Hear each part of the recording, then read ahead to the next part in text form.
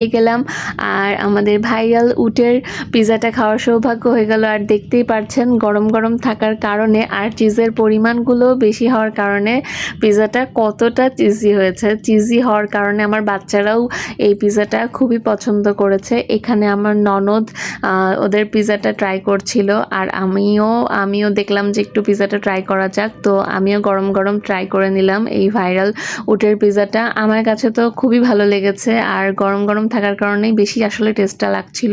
আমার শ্বশুর আব্বাও টেস্ট করলেন ওদের পিজাটা, মোটামুটি আমাদের কাছে সবারই ভালো লেগেছে এই পিজাটা। আরেকটা ক্লিপ নিতে আমি ভুলে গেছিলাম, এখানে আমরা চুই ঝাল দিয়ে গরুর গোশটা নিয়েছিলাম, তার সাথে চালের রুটি। এটাও মোটামুটি এভারেস্ট ছিল টেস্টটা। আর এই তো আমার হাজব্যান্ড আমাকে গোলাপগ্রামে গিয়ে এই ফুলের তোড়াটা সারপ্রাইজ গিফট করেছিল, সেটাও আপনাদের সাথে শেয়ার করলাম।